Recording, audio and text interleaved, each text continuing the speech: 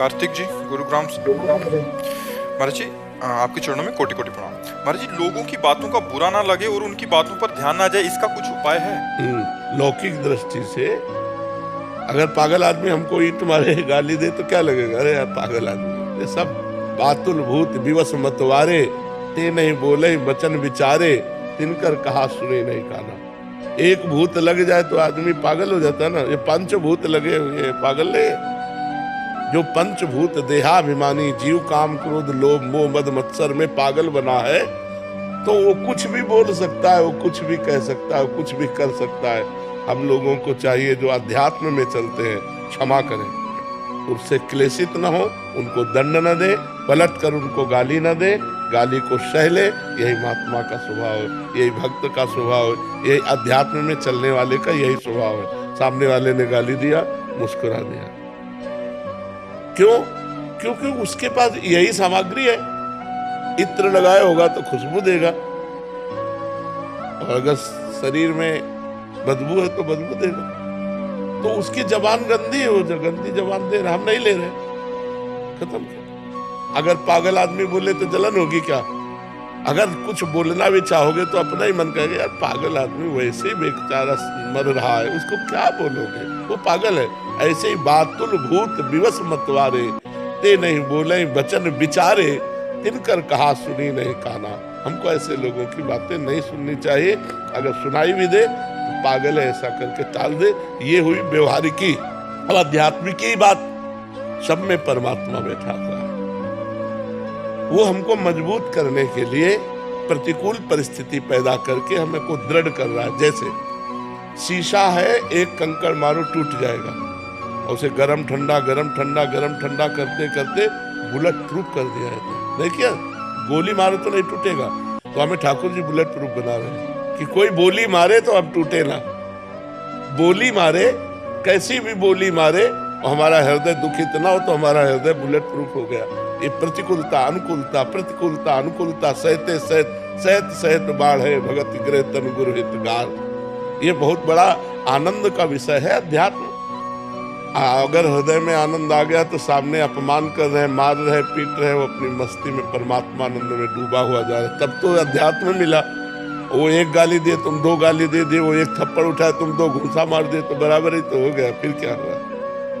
तो हम नाम जप करें, सत्संग सुने, भगवान से प्रार्थना करें कि हमको सहन शक्ति दे, हम दूसरे के द्वारा किए हुए प्रतिकूल व्यवहार को आनंद पूर्वक सह पाएं।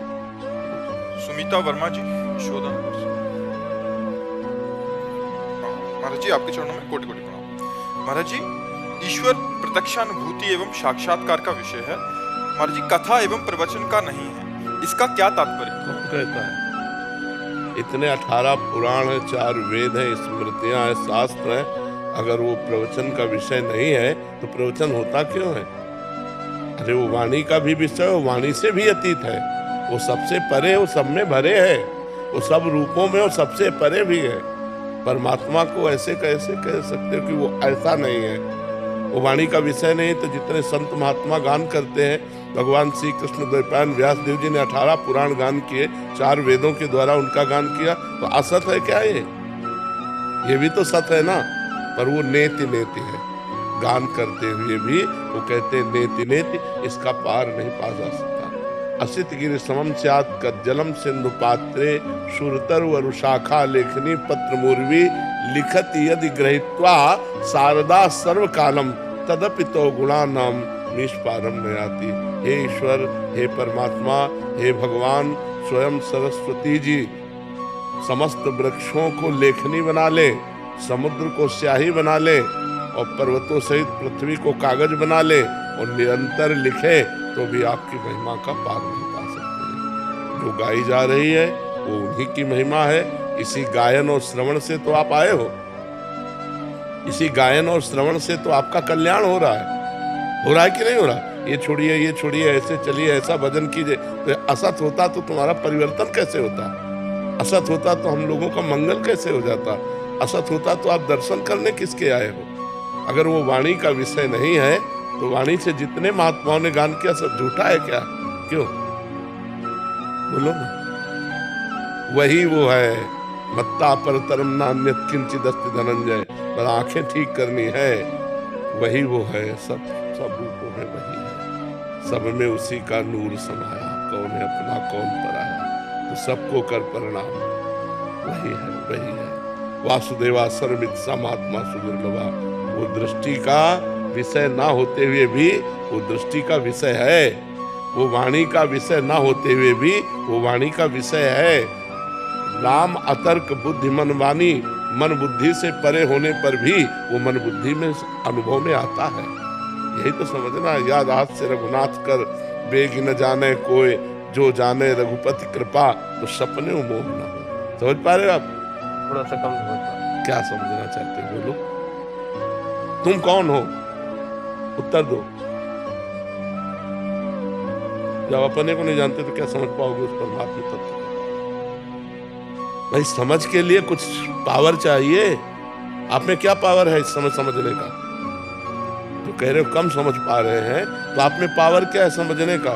बुद्धि की पवित्रता किस ऊंचाई पर जो है साधु की बात को समझने की? मसाला भी तो चाहिए हमारे अंदर, वो सामग्री भी तो चाहिए समझने के लिए।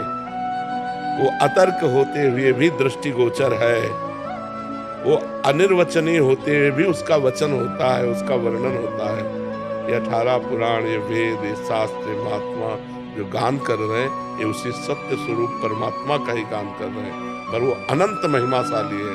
जैसे समुद्र में आप डुबकी लगाओ तो आप था नहीं पा सकते, पर समुद्र में डुबकी लगाई जा सकती है, और समुद्र को नापा नहीं जा सकता कि हम इतने लीटर समुद्र है। तो एक प्रकृति की रची हुई रचना भगवान की, जल, उसको नहीं नापा जा सकता। तो जिसने इस प्रकृति को बनाया उस परमात्मा को कैसे नापा जा सकता है? ये छोटी सी वाणी के द्वारा उसको संपूर्ण वर्णन कैसे किया जा सकता है? पर संपूर्ण वर्णन होता है, अगर ना होता तो अनुभव ही नहीं होता शिष्य जनों को, क्योंकि गुरु वाणी से ही तो वर्णन करता है, तो शिष्यों को अनुभव हो जाता है कि नहीं हो जाता? ऐसे हो जाता है। जैसे देखो डाल के ऊपर चंद्रमा दिखाई दे रहा है, एक हाथ देखो ना डाल के ऊपर, तो हम देखते तो हमें चंद्रमा दिखाई दे देता है, लेकिन क्या डाल के एक हाथ ऊपर है क्या? हजारों लाखों करोड़ों हाथ ऊपर है, और हमें दिखाई दे देता है ना। ऐसे ही हम परमात्मा का वर्णन करते हैं और वो हमारे अनुभव में आ जाता है। सुनते सुनते रोमांच हो गया, रोना आ गया, और उनकी मधुर मूर्ति हमारे मानस पटल पे छा गई, हो गया भगवत साक्षात्कार हो गया। ये जितने भी शास्त्र हैं सब परम सत्य है, एक भी अक्षर गलत नहीं है।